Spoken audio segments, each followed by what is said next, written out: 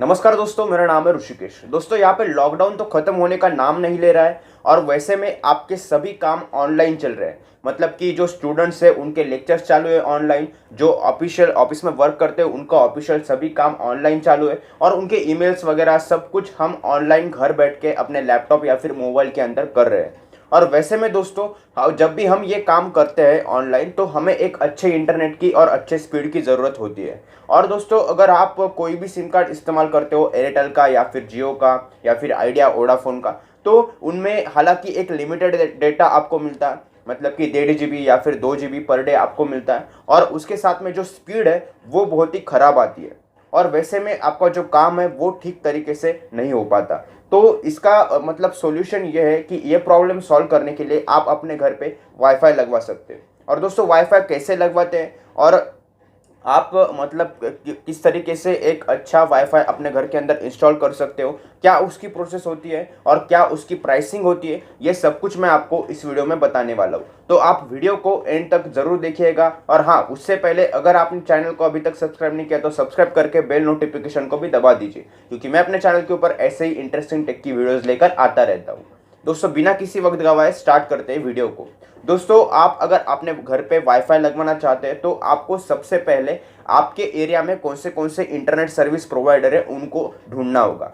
अब दोस्तों, आप इन्हें ढूंढोगे कैसे? दोस्तों, आप एक सिंपल सा कंसिडर करो कि आपके नज़दीक कोई भी इंटरनेट कैफ़े अगर है, मतलब कि, तो उस इंटरनेट कैफ़े पे जाके विजिट करो और वो कौन सा इंटरनेट इस्तेमाल करता है, कौन से सर्विस प्रोवाइडर से वो अपनी इंटरनेट सर्विस एक्सेस करता है, ये सब कुछ इन्फॉर्मेशन आप उससे पूछो।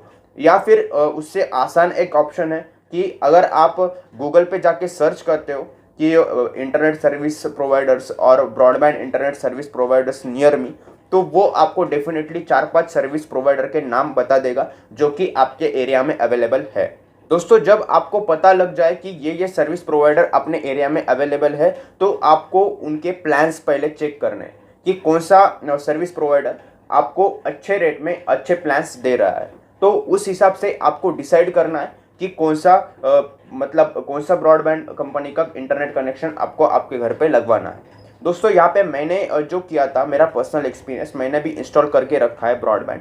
तो उसका पर्सनल एक्सपीरियंस अगर मैं आपको बताऊँ तो हमारे एरिया में केवल 2 इंटरनेट सर्विस प्रोवाइडर है। तो दोनों में से एक का जो कनेक्शन है वो फुल हो चुका था और बचा था सिर्फ एक। तो अगर आपके एरिया में भी कुछ ऐसी सिचुएशन है कि बहुत ज़्यादा सर्विस प्रोवाइडर नहीं है और सिर्फ एक है, तो वही सर्विस प्रोवाइडर आपके लिए बेस्ट बन जाता है और आपको उसी को लेना पड़ेगा। लेकिन दोस्तों, अगर आप कौन सा भी इंटरनेट सर्विस प्रोवाइडर से अगर वाईफाई इंस्टॉल करवाते हो, उसका इंटरनेट इस्तेमाल करते हो, तो वो डेफिनेटली आपको मोबाइल डेटा से सस्ता पड़ने वाला है। तो दोस्तों, मैंने आपको ये तो बता दिया कि आप कैसे इंटरनेट सर्विस प्रोवाइडर को आपके एरिया में कौन से अवेलेबल है उनको फाइंड आउट करोगे। अब दोस्तों, बाद में यहाँ पे कुछ डॉक्यूमेंटेशन वगैरह होता है जो कि वो उनका जो ऑपरेटर होता है, इंटरनेट सर्विस ऑपरेटर, वो सब कुछ आपका कर लेगा।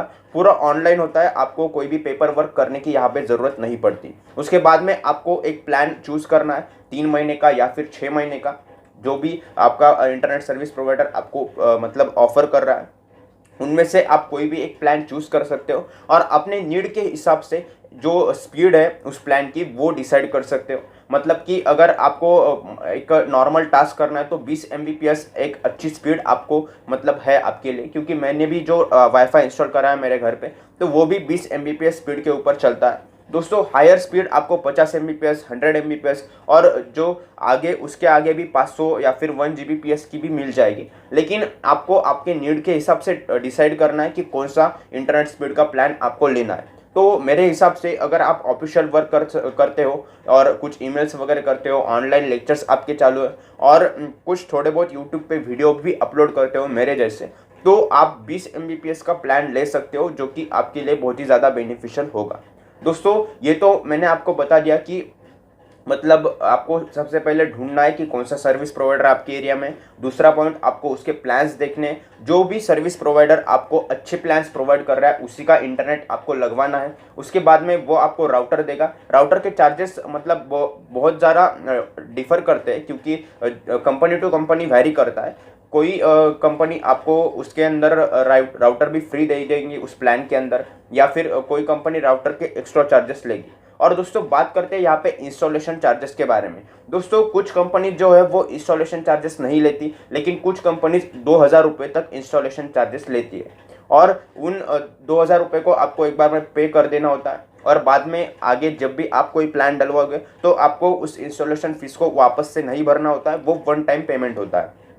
तो दोस्तों ये सब कुछ फैक्टर मैंने आपको बता दिया कि सबसे पहले आपको ढूंढना है, उसके बाद में प्लान्स जो अच्छे दे रहा है उसका इंटरनेट सर्विस लेना है, और राउटर अगर वो आपको प्रोवाइड कर रहा है तो उसका लेना है। और मेरा एक रिकमेंडेशन आपको ये रहेगा दोस्तों कि आप मतलब जो इंटरनेट सर्विस प्रोवाइडर आपको इंटरनेट दे रहा है तो उसी का राउटर उसी की तरफ से आप खरीदें। अगर आप अलग से खरीदते हो तो बहुत बार ऐसा होता है कि मतलब कोई भी फॉल्ट उधर से आता है ऊपर से, तो वो बोलते हैं कि आपके राउटर में प्रॉब्लम है, और ऐसा करके आपका इश्यू रिजॉल्व नहीं करते। तो आप ध्यान रखिएगा कि जब भी आप वाईफाई कनेक्शन लगवाए तो राउटर आपने सर्विस प्रोवाइडर से ही खरीदना है।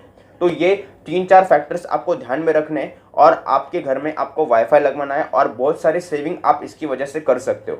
दोस्तों अगर आपने वाईफाई लगवा दिया तो आपको 500, 600 रुपये, 700 रुपये तक का महीना देना पड़ सकता है। और अगर आप इंटरनेट इस्तेमाल करते हो आपके मोबाइल डेटा का, तो वो बहुत ही ज़्यादा फ्लक्चुएट करता है, आपको प्रॉपर स्पीड नहीं मिल पाती, प्रॉपर अपलोडिंग डाउनलोडिंग स्पीड नहीं मिल पाती, और इसी की वजह से आपका जो काम है वो ठीक तरीके से नहीं हो पाता। लेकिन दोस्तों अगर आप राउटर लगवाते हैं, वाईफाई लगवाते हैं, तो आप अनइंटरप्टेडली आपका काम कर पाओगे और आपको कोई भी दिक्कत नहीं आने वाली। और हाँ दोस्तों आपको एक चीज़ भी ध्यान में रखनी है कि जो मतलब आजू बाजू किसी ने अगर लिया है तो उनकी तरफ से आप उस इंटरनेट सर्विस प्रोवाइडर का फीडबैक ज़रूर लीजिएगा, वो आपको इन फ्यूचर अच्छी सर्विस देने में मदद करेगा।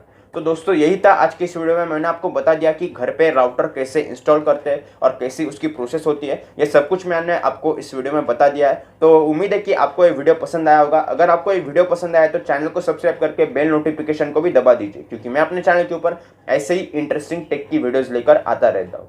तो दोस्तों मिलते हैं आपसे अगले वीडियो में। Thank you so much for watching.